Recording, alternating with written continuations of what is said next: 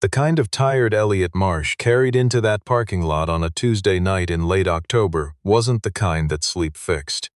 It was the other kind. The kind that settles somewhere behind the sternum and doesn't move, no matter how many hours you put in, or how many times you tell yourself that things are fine, that you're managing, that Maisie is happy and fed and doing well in grade 3, which she was, and that the shop is still running, which it also was, more or less, and that none of that means anything is actually wrong. He had been a mechanic for 22 years. He'd started at 17, sweeping floors at a garage in Barrie that smelled like rubber and old coffee, and by the time he was 25, he could diagnose an engine problem by sound alone. By 30, he was running his own bay. By 35, he had a shop of his own, a small one, tucked into the east end of Hamilton, on a street that nobody drove down unless they needed to, and a wife named Dana and a daughter named Maisie, who was born in November, and who had her mother's eyes and her father's habit of going very quiet when she was thinking hard about something. Dana had died 3 years ago, pancreatic cancer, which is the kind that moves fast and doesn't apologize. She was 38. Maisie had just turned 5. Elliot didn't talk about it much. There wasn't a lot to say that didn't sound like a summary of a very sad thing, and he'd learned that people didn't really want the real version anyway. They wanted the version where you say you're doing okay and you mean it. So he said it, and most days he mostly meant it, and he went on. The shop was struggling, though he hadn't admitted that to anyone yet. Not struggling badly, not in the kind of way that ends in bankruptcy or public failure, but quietly struggling in the way that very competent people who are also exhausted sometimes struggle, where everything still functions, but the margins keep tightening, and the landlord raised the lease in September, and the part-time guy quit in August to go work at a dealership, and Elliot had been covering all of it himself since then. He was 41 years old, and he was doing the work of 2 people and raising a child alone, and the tiredness was starting to feel less like tiredness and more like weather. It was Maisie's idea, the grocery run on Tuesday nights. She had decided at age 8 that Tuesday was the best day to go because the store was less crowded, and she had been right, which was a very Dana thing, noticing something like that and stating it simply and being correct. So they went on Tuesdays, the 2 of them, and Maisie pushed the cart and Elliot followed, and she made up rules for which items could go in first, and it was, in the middle of everything else, a good hour. She was with Dana's mother that Tuesday. Some kind of school project that had turned into a sleepover, and so Elliot had gone alone, which he didn't mind. Except that going alone to a grocery store when you are used to going with your daughter is a specific kind of quiet that sits differently. He was in the parking lot, loading bags into the back of his truck when he heard it. Not loud exactly, not a scene. More like the edge of one. A voice low and controlled in the way voices go when someone is trying to sound calm while not being calm at all. And another voice underneath it, smaller, doing what small voices do when they are trying to not make things worse. He paused with a bag in his hand and looked over. 2 cars down, beside a silver sedan, a man was standing very close to a woman in a way that had nothing to do with affection. She was backed up against the driver's door, her keys already in her hand, and the man was talking to her in that low, controlled voice, and she was nodding at whatever he was saying in the specific way that people nod when they are waiting for the moment they can leave. Elliot set the bag down. He was not, by nature, someone who involved himself in other people's situations. He'd learned early that most things weren't his business, and that inserting yourself into things you didn't understand often made them worse. But there was a difference between a situation that wasn't your business and a situation where someone needed a door. He understood that difference without needing to articulate it. He walked over. Not fast, not slow. The way you walk when you're heading somewhere specific and ordinary. He didn't address the man. He looked at the woman and said mildly, "Hey, sorry I'm late. Couldn't find the olive oil you wanted. I ended up getting 2 different kinds. You can pick when we get back." She looked at him. He held her gaze and kept his face completely relaxed. He wasn't performing anything. He wasn't escalating anything. He was just a man who knew someone and was mildly inconvenienced by olive oil. It took her about 3 seconds, then she said, "That's okay, I'll figure it out." The man beside her had gone still in the way that people go still when a variable they didn't account for appears. He looked at Elliot. Elliot looked back at him with an expression that contained nothing hostile and nothing apologetic and said, "Hey," in a way that meant nothing at all. And then he said to the woman, "I'm just parked over there," and he tilted his head back toward his truck and she said, "Okay," and she came with him. They walked the 2 car lengths without looking back. When they reached his truck, he said quietly, "Are you all right?" She said she was. She said she was sorry for going along with it, and he said there was nothing to be sorry for. And she said she just needed a minute before she drove, and he said that was fine. He had no reason to rush. He leaned against the tailgate and looked at the parking lot lights, and didn't make her explain anything. Her name was Catherine Solis. She told him that after a few minutes, in the same tone used when you've decided someone has earned it. She'd met the man online, she said. It was a second date, and by the middle of dinner she'd understood it was also the last one, and he hadn't taken that well, and it had followed her into the parking lot, and she was fine. She was just, "Yeah," Elliot said. She was quiet for a moment. Then she said, "Do you always do that? Just walk into things like that?" He thought about it. "I wasn't really walking into anything," he said. "I was just giving you a door." She looked at him for a moment. She said thank you. He said she didn't need to. She said she was going to say it anyway. He said fair enough. She drove away. He drove home.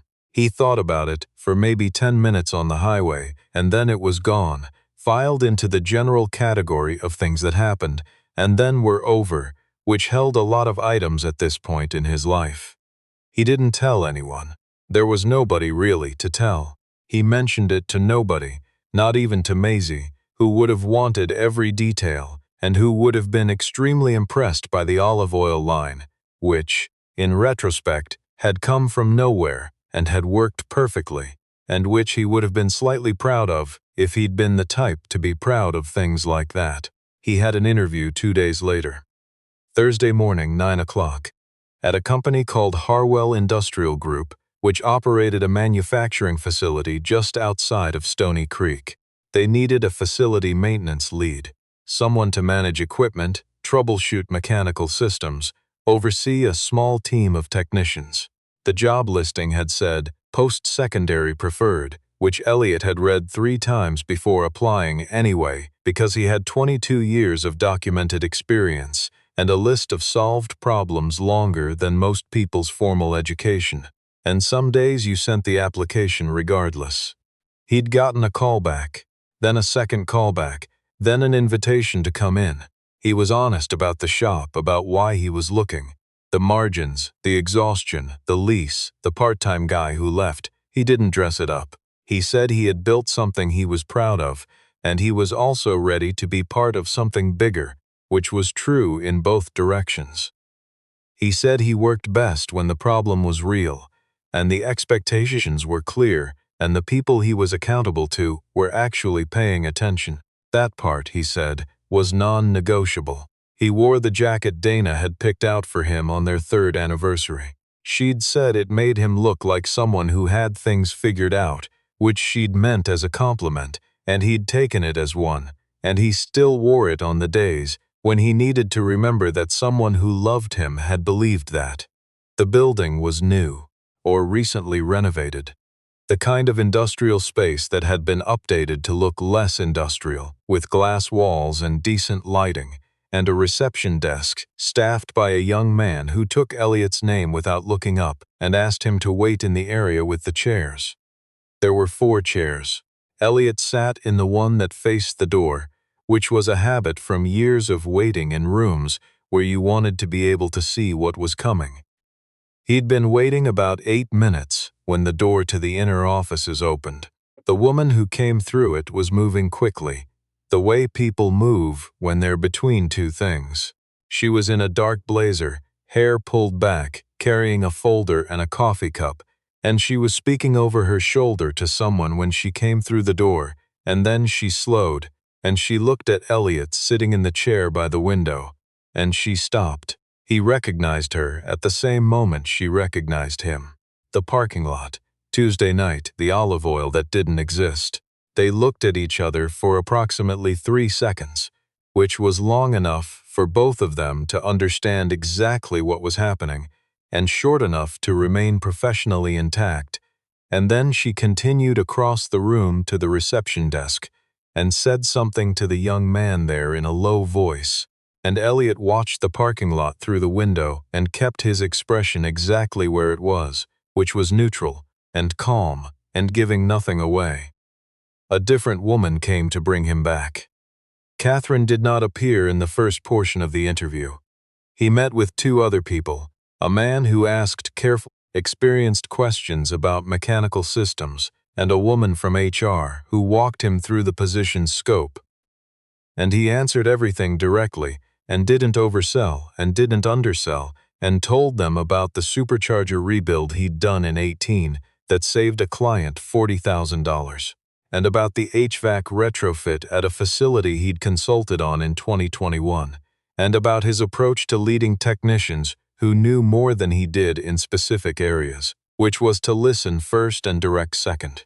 After 50 minutes, the HR woman thanked him and said they'd be in touch, and then the door opened, and Catherine Solis walked in and sat down across from him, and Elliot noted that she had positioned herself at the end of the table and that her posture communicated authority without effort, and he understood without being told that she was not a junior person.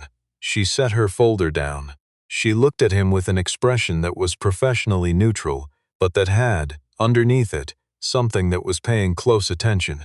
She said, "I'm Catherine Solis. I'm the Vice President of Operations. I've reviewed your application, and I've spoken with my colleagues about your interview, and I have a few questions of my own, if you don't mind." He said he didn't mind. She opened the folder. She asked him about his troubleshooting process. She asked about a time he'd had to make a call with incomplete information.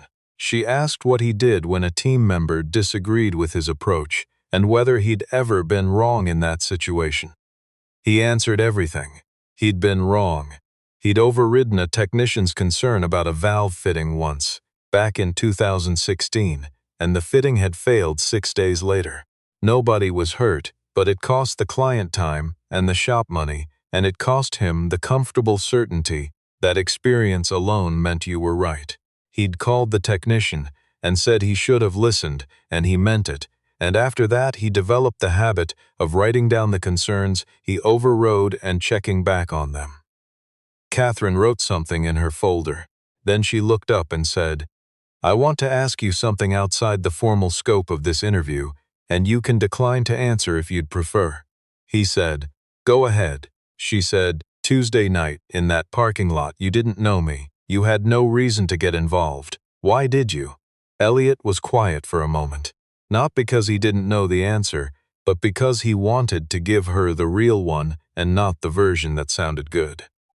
He said, "I wasn't thinking about whether to get involved. I could see you needed a way out of the situation, and I had the means to give you one. It wasn't a calculation."